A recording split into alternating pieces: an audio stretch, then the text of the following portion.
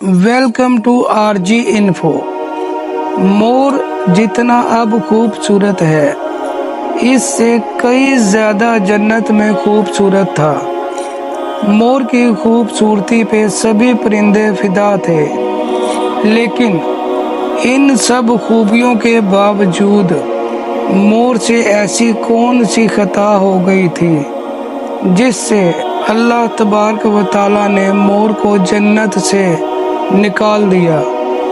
अल्लाह तबारक व तआला ने जब हज़रत आदम अलैहिस्सलाम और अम्मा हवा को पैदा फरमाया, इसके बाद इनको जन्नत में भेज दिया। दोनों जन्नत में बहुत ही पुरसुकून रहते थे, बहुत ही लजीज मेवे फल खाया करते थे। लेकिन एक अनाज जिसको खाने से अल्लाह पाक ने इन्हें मना फरमाया, और वो अनाज गंदुम था। चूँकि शैतान हज़रत आदम अलैहिस्सलाम की वजह से जन्नत से निकाला जा चुका था, इसी वजह से शैतान की हज़रत आदम अलैहिस्सलाम से दुश्मनी हो गई थी। शैतान ये चाहता था कि वो किसी तरह भी हज़रत आदम अलैहिस्सलाम को जन्नत से निकाल दे और साथ में अम्मा हवा को भी जन्नत से निकाल दे। जब शैतान को ये खबर हुई कि हज़रत आदम अलैहिस्सलाम को तमाम मेवे खाने की इजाज़त है, लेकिन गंदुम खाने की इजाज़त नहीं है, तो शैतान इंतकाम की आग दिल में लिए जन्नत के दरवाजे के पास बैठ गया और 300 साल तक वहाँ पर बैठा रहा। कोई जन्नत के दरवाजे से बाहर आए और शैतान इससे बात कर सके। एक दिन अचानक से मोर जन्नत से बाहर आ गया। शैतान इसको देखते ही बहुत खुश हो गया। शैतान ने पूछा, ऐ खूबसूरत परिंदे, तुम कौन हो? मोर बोला, मैं मोर हूँ, अब तुम अपना तारुफ करवाओ। शैतान ने जवाब दिया, मैं आलम कुरूबा का एक फरिश्ता हूँ। मैं अल्लाह पाक की इबादत से एक पल भी गाफिल नहीं हूँ।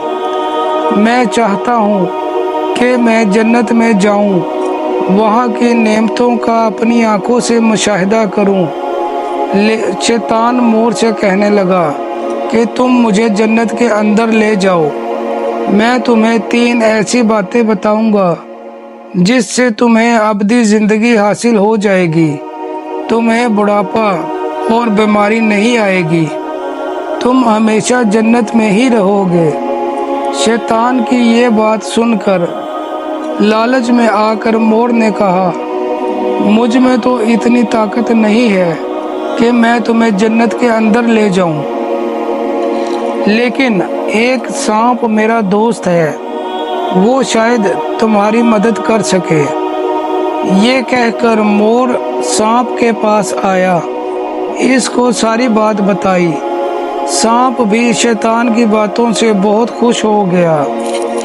फिर शैतान को अपने मुंह में छुपा के जन्नत में दाखिल हो गया, और यूं शैतान अपनी चाल में कामयाब हो गया।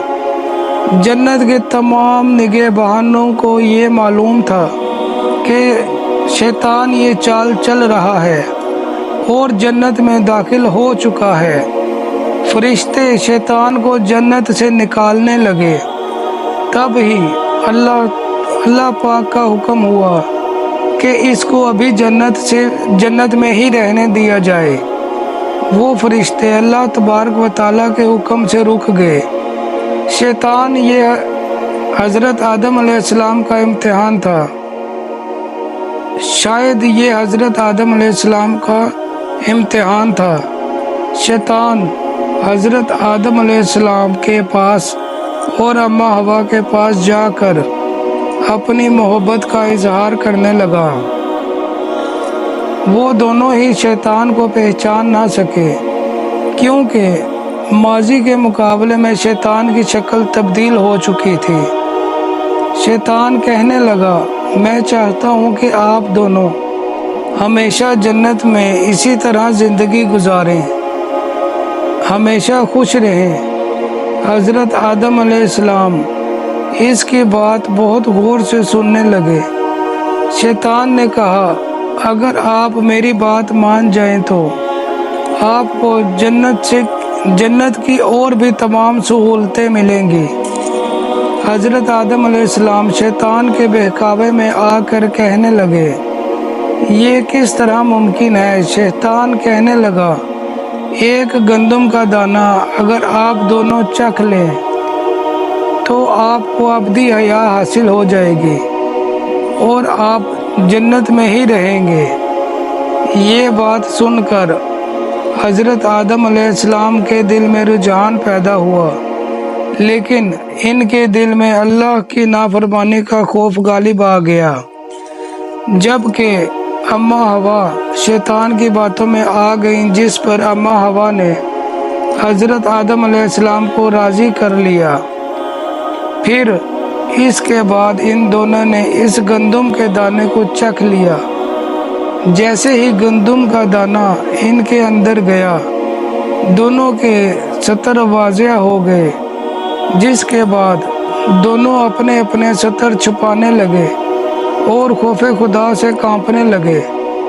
اسی دوران اللہ تبارک و تعالیٰ نے فرشتوں کو یہ حکم دیا، حضرت آدم علیہ السلام اور اماں حوا کو دونوں کو زمین پر اتار دو۔ حضرت آدم علیہ السلام کو سری لنکا کے قریب نیچے زمین پر بھیج دیا، جبکہ اماں حوا کو جدہ کی زمین پر اتارا گیا۔ جن خوبصورت پیروں سے چل کر مور شیطان کو جنت کے اندر لے کر آیا تھا، وہی خوبصورت پاؤں اللہ پاک نے مور سے لے لیے۔ سانپ جو اپنے منہ میں شیطان کو چھپا کر لایا تھا، اس کے منہ کی خوبصورت خوشبو چھین لی، اس میں زہر ڈال دیا گیا۔ پھر مور کے ساتھ